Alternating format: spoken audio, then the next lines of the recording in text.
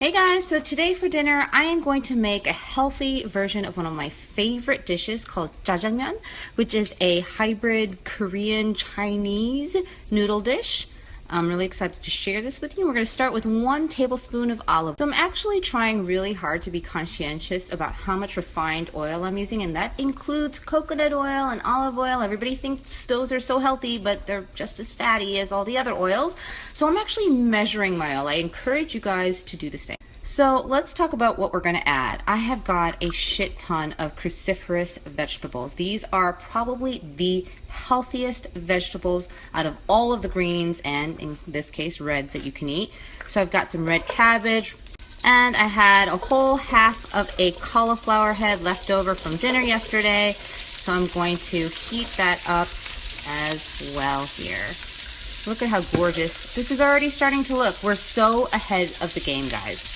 I'm also going to add some red onions that I chopped up, as well as some red bell pepper. So red cabbage, red bell pepper, red onion. You guys know that going for the more colorful option is usually the best. The reason for that is that the actual pigment that causes the vegetable to be red is the antioxidant. That is what's going to give you the cancer-fighting nutritional benefit in each of these veggies. So I always opt for the most colorful. I've also got some minced garlic here, and I'm finally going to add some diced potatoes, Yukon Gold potatoes. If you have sweet potatoes, that would also be freaking amazing in this dish.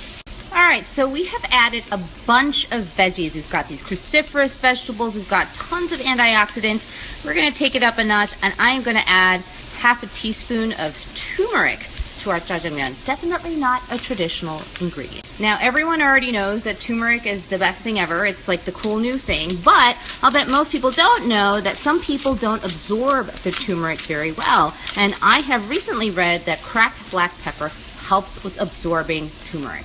Alright, so our veggies are nice and soft, and as you can see, I created a small well in the middle of our veggies, and to that I'm going to add 1 more tablespoon of oil. To that oil, we are going to add the star ingredient. Can't have jjajang sauce without jjajang, and that is actually black bean sauce made out of fermented black soybeans. You're going to want to actually cook the sauce, because if you don't cook it, it's going to be pasty, chalky, and way too salty. So what we're doing is we're actually cooking the black bean paste in the oil before we mix it with the rest. And you're going to know it's done cooking when it gets really, really shiny like this. And we're just going to now mix it with the rest of the veggies before we add a little bit of water to make this a true sauce to add to our... Alright, our veggies are lovely and coated with this delicious black bean paste. I'm now going to add about a 1/4 cup of water.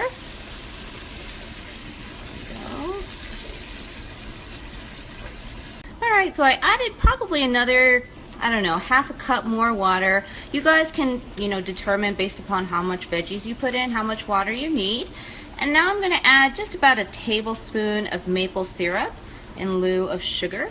And then in lieu of meat, jjajangmyeun typically has big hunks of steak and pork or shrimp. I'm actually going to just throw in some roasted mushrooms. These look incredible and will give this amazing flavor.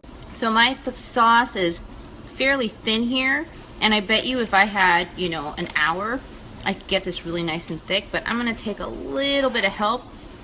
Just a teaspoon of potato starch. You don't have to if you don't want. One last thing I forgot to add. I wanted to add some chopped cashews just to take it to that next level. And keep in mind, guys, nuts are like the most underrated health food on the planet. Take a look at that.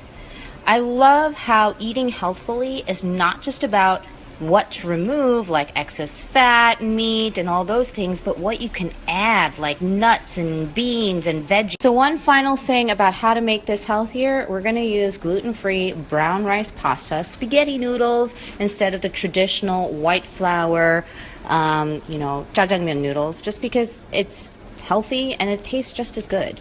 Alright, so here are the noodles. I am just going to scoop some sauce over the top. Oh my god! Look at how amazing this looks. Here is the final product. And you guys, I'm gonna be straight. This doesn't look like traditional jjajangmyeon. But you know what? It's super healthy. It's still gonna knock your socks off in terms of flavor and deliciousness. And before you know it, you're gonna have this new amazing healthy twist on a classic, and you'll never even want to go back to the old version.